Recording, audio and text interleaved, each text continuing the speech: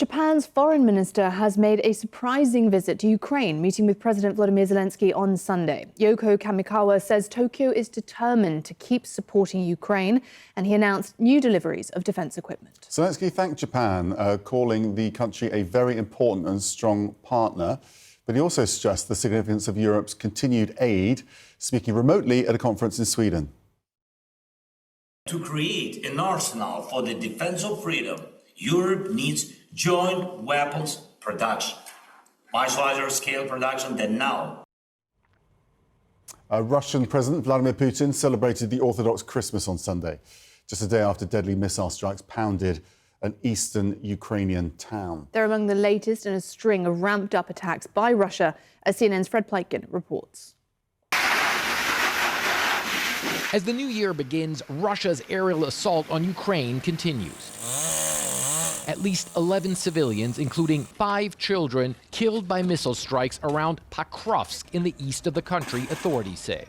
The buildings they were in reduced to nothing more than rubble. 2 houses have been destroyed to the ground, this official says. 134 private houses and 15 apartment buildings have been damaged. Search operations are ongoing.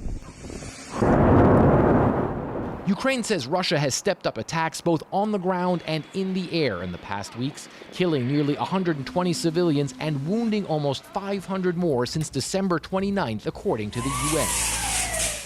The U.S. claims Russia has even used missiles procured from North Korea to attack Kharkiv in northeastern Ukraine.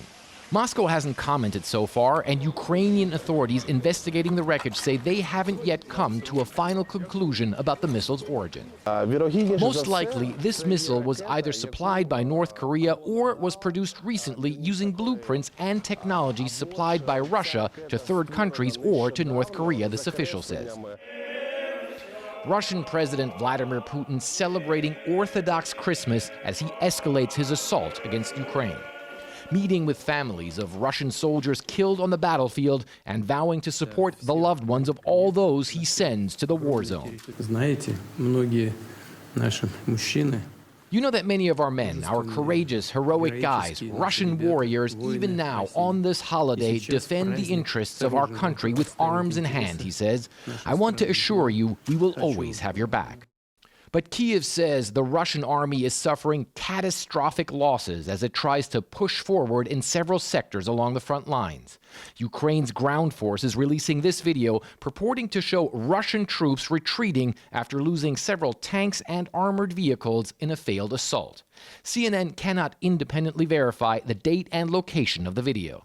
An angry Ukrainian president condemning Putin's renewed onslaught. In the new year, Russia tried again to bring Ukraine to its knees with air strikes, large-scale attacks, special combined attacks aimed at overloading our air defense and striking critical infrastructure.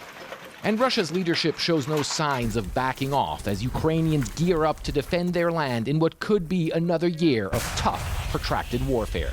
For Pleitgen, CNN, Kyiv. Zanny, I've got a very brief time, but I want to quickly ask you about Zelensky and your interview. He seemed, in your interview with Zelensky, he seemed very frustrated. Very quickly, is there a path for Ukraine to resist Russia? It does feel like the Russians are gaining ground. Yeah, he was very frustrated. He senses that that narrative has shifted in the West and people think the Russians have the upper hand. He was pushing against that. But mostly, I think he was frustrated by the lack of assistance, the aid being held up, both in the US and the European aid. And his argument was very, very clear. He said, if you're not helping Ukraine, you're helping yourselves. And this was particularly at Europe. And he called Putin an animal who senses weakness, and that if you allowed Putin to win in Ukraine, it would be much, much worse. It would be an existential risk for the rest. And that argument just at the moment isn't landing, I think. And that's what really is the sort of underpinning his sense of frustration, which was very real. So yes, it's going to be a tough year for Ukraine. Agree.